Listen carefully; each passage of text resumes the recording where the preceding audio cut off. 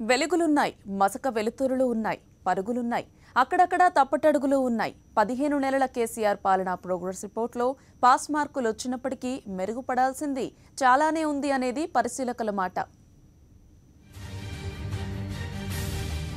దశాబ్దానికి పైగా ఉద్యమాన్ని ముందుండి నడిపించిన కల్వకుంట్ల చంద్రశేఖరరావు తెలంగాణ సాధించుకోవడమే కాదు, అవతరించిన తెలంగాణ రాష్ట్రానికి మొట్టమొదటి ముఖ్యమంత్రిగా చరిత్ర సృష్టించారు కూడా.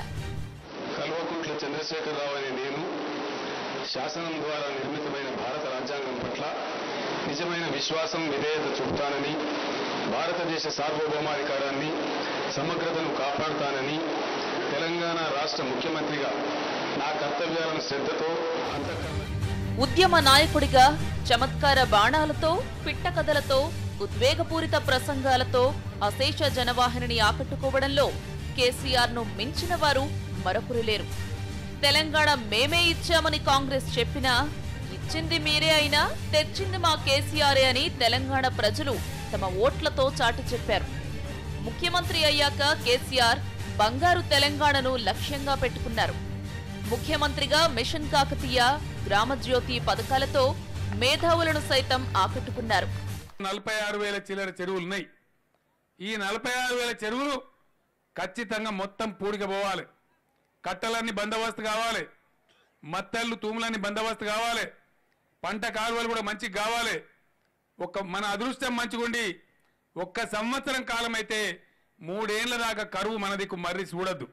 మిషన్ కాకతీయ కేసీఆర్ మెదడులో పుట్టిన అద్భుత పథకమని ఆయన విమర్శకులు కూడా మెచ్చుకున్నారు. అయితే ఆ పథకంలో అక్రమాలు, అవినీతి చోటు చేసుకుంటున్నాయని విపక్షాలు అప్పుడే ఆరోపణలు సంధించేశాయి. ముఖ్యమంత్రిగా ప్రభుత్వోద్యోగులకు పీఆర్సీని అమలు చేయడానికి గ్రీన్ సిగ్నల్ ఇవ్వడం ద్వారా ఉద్యోగుల మనసు దోచుకున్నారు కేసీఆర్. ఉద్యోగులు ఇంకా వెయిటింగ్ లో పెట్టడం కరెక్ట్ గా ఉద్దేశంతో ఒక డెసిషన్ తీసుకున్నాం.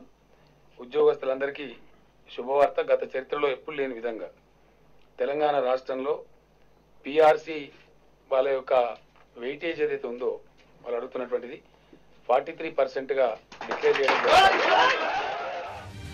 అన్నింటినీ మించి రాష్ట్ర విభజన తరువాత తెలంగాణకు విద్యుత్ కోత తీరని సమస్య అవుతుందని అనుకున్న వాళ్లందరి అంచనాలను తలకిందులు చేసిన కేసీఆర్ గడిచిన వేసవిలో అసలు విద్యుత్ కోతే లేకుండా సరఫరా చేసి అందరినీ ఆశ్చర్యపరచడమే కాదు, శభాష్ అనిపించుకున్నారు. 15 నెలల వ్యవధిలో పాలనలో కొత్త పుంతలు తొక్కుతూ పర్వాలేదనిపించుకున్నారు. అయితే ఈ కాలంలోనే ఆయన పలు విమర్శలు ఎదుర్కొన్నారు.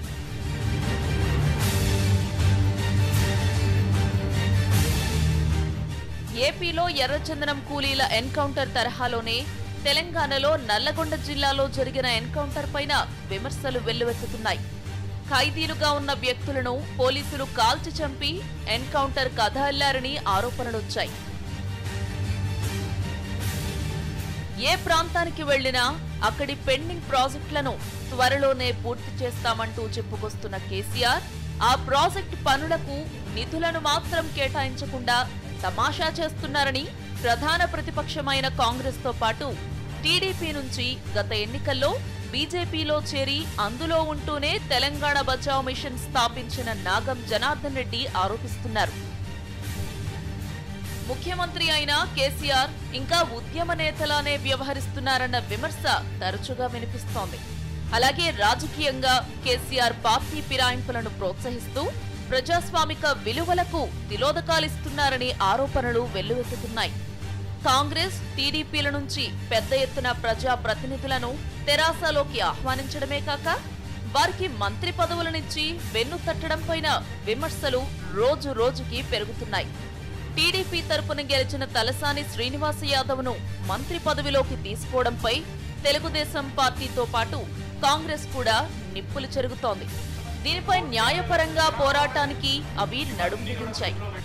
ఇక తెలంగాణ ప్రభుత్వం అంటే కేవలం కేసీఆర్ కుటుంబమే అనేలా కేసీఆర్ వ్యవహరిస్తున్నారనే విమర్శలు ఉన్నాయి. కేసీఆర్ సీఎం కాగా ఆయన తనయుడు కేటీఆర్, మేనల్లుడు హరీష్ రావులు కేబినెట్ లో కీలక మంత్రులు. ప్రభుత్వంలో ఏ కీలక నిర్ణయం తీసుకున్నా ఈ ఇద్దరి ప్రమేయం ఉండాల్సిందే. తెలంగాణ ఉద్యమంలో మొదటి నుంచి కేసీఆర్ తో ఉన్న వారిని పక్కన పెట్టి పార్టీ జెండాలు మోసిన వారిని విస్మరించి బయటి పార్టీల నుంచి వలస వచ్చిన వారికే పార్టీ పదవులు, ప్రభుత్వ పదవులు కట్టబెడుతున్నారని, వారికే ప్రాధాన్యతనిస్తున్నారని సొంత పార్టీలోనే గుసగుసలు వినిపిస్తున్నాయి. ఇక ఏపీ ముఖ్యమంత్రి చంద్రబాబు నాయుడు ఓటుకు నోటు కేసు వ్యవహారంలో రేవంత్ రెడ్డిని రెడ్ హ్యాండెడ్ గా పట్టుకున్న సంగతి తెలిసిందే. ఈ వ్యవహారంలోనే కేసీఆర్ ఫోన్ ట్యాపింగ్ కు ఆదేశించి నియమ నిబంధనను ఉల్లంఘించారని ఏపీ ప్రభుత్వం ఆరోపిస్తోంది. దీనిపై టీడీపీ ప్రభుత్వం కేసులు కూడా పెట్టింది. సచివాలయాన్ని ఎర్రగడ్డకు తరలించాలన్న కేసీఆర్ ఆలోచన పట్ల తీవ్ర నిరసనలు వ్యక్తం కావడంతో ఆయన వెనకడుగు వేయక తప్పలేదు. ఇప్పుడు ఉస్మానియా ఆసుపత్రి భవనాన్ని కూల్చి కొత్త భవనాన్ని నిర్మించాలన్న కేసీఆర్ ఆలోచనను విపక్షాలు, ప్రజా సంఘాలు వ్యతిరేకిస్తున్నాయి. తాజాగా కేసీఆర్ తీసుకున్న నిర్ణయాల్లో బాగా విమర్శల పాలవుతున్నది మాత్రం చీప్ లిక్కర్ పరిచయమే. గుడుంబాను అరికట్టేందుకు అందరికీ చీప్ లిక్కర్ అందుబాటులోకి తీసుకురావాలని కేసీఆర్ భావించారు. అయితే చీప్ లిక్కర్ నిరుపేద కుటుంబాల్లో చిచ్చురేపుతుందని, జీవితాలు నాశనమైపోతాయని మహిళా సంఘాలు, విపక్షాలు కూడా ఆరోపిస్తున్నాయి. 15 నెలల కాలంలో కేసీఆర్ తాను అనుకున్నది అనుకున్నట్లుగా చేసుకుపోతున్నారు. ఒక్కసారి కమిట్ అయితే ఆ తర్వాత నా మాట నేనే వినను అనేలా కేసీఆర్ వ్యవహరిస్తున్నారు. ప్రధాన ప్రతిపక్షమైన కాంగ్రెస్ కేసీఆర్ ప్రభుత్వంపై పూర్తి స్థాయిలో పోరాటం మొదలుపెట్టలేదు.